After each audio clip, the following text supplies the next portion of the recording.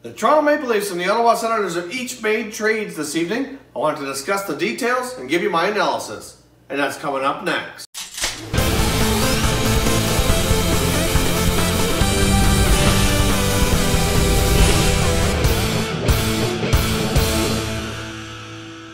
Hey everyone, and welcome back to another video here at Top Shelf Hockey. If you're new to the channel, thanks for stopping by. We review and discuss all 31 NHL teams. So if you're a huge hockey fan, consider subscribing and clicking the bell so you don't miss anything. So as I mentioned off the top, we've had a couple of trades go down this evening, and neither one of them are overly surprising, but let's jump into the details here. First, let's start with the Ottawa Senators. They've traded forward Chris Didomenico to the Chicago Blackhawks for defender Ville Pokka. Pokka is a young Finnish defensive prospect who's been playing for their American Hockey League affiliate and seems to be a pretty decent puck-moving defenseman with decent speed and a decent shot. So he's more likely going to report to Ottawa's AHL affiliate in Belleville. This kind of went down mainly for a couple of reasons. One, as you all know by now, the Senators traded defenseman Dion Phaneuf yesterday, and what they got in return was they got two forwards back. So they sent out a forward and a defenseman in return for two forwards, so they're overall down one defenseman.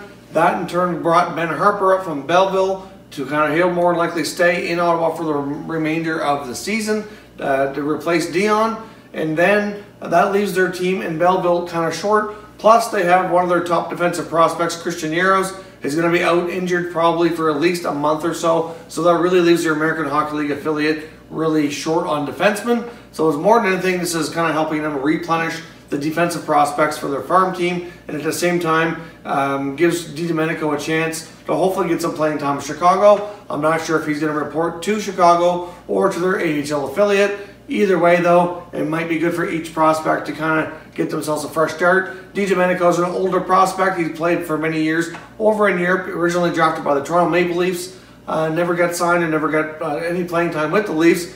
Played in Europe for a number of years. He was mainly pretty familiar though with Guy Boucher and Mark Crawford, who coached over there for some time as well, and they were kind of instrumental in bringing him back over to the NHL and giving him a chance to play with Ottawa. And now he'll move on to Chicago, and in return I think the Senators did pretty well with this deal, bringing back a young defensive prospect to kind of stock their cupboards down in the farm system. So overall, I think a pretty good trade for both clubs, and we'll see where these go. Not a big deal really to make a big deal about, but worth mentioning here, since the other trade that went down with the Maple Leafs, definitely a little bit more noteworthy. They finally traded forward Nikita Sochnikov, who's been on IR for a number of days now, ready to come off, but did not have a roster spot. The Maple Leafs have had way too many contracts, way too many bodies, and as we've talked about here over the last couple of days, they needed to make a move. They had to do something. Otherwise, they're going to have too many forwards, unhappy with lack of playing time. So finally, the shoe drops. They send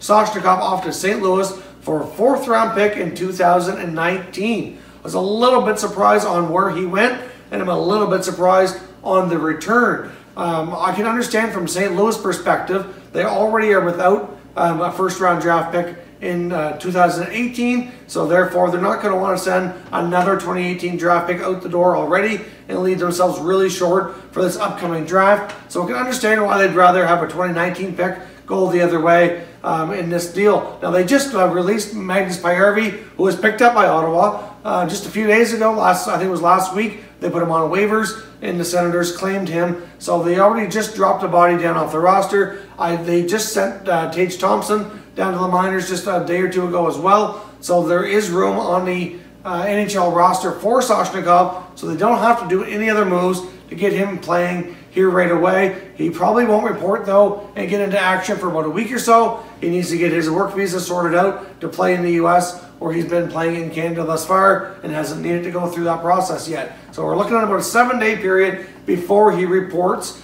to the Blues. So I'd like to hear from you Leaf fans out there. What do you think of this trade? I know it's not a shock that they traded him. Obviously they didn't really have any room for him, but personally I'm a little bit surprised and a little bit underwhelmed on the return. As we've been talking about here for a few days, I really thought and really do think they need some help defensively, and they didn't go after that. They got a draft pick, which is going to be a 4th round pick, not for another year. So even if this pick turns into a player, you're probably looking at 4 or 5 years before they ever see the light of day in the NHL. Not that the Leafs need another young player anytime soon because they're well stocked, but they could use a defenseman that can play right away and help keep the shots down on Freddie Anderson and keep that puck out of the net. Doesn't mean that the Leafs won't go ahead and do this in another way, but I really thought they should take advantage of the situation here between Levo and Sochnikov and Matt Martin and go after a defenseman and really shore things up for the playoffs. So personally, I think the Leafs could have done better. To trade Sochnikov on his own, I think the return is okay. I just really thought they would package things up and try to do things a little bit differently.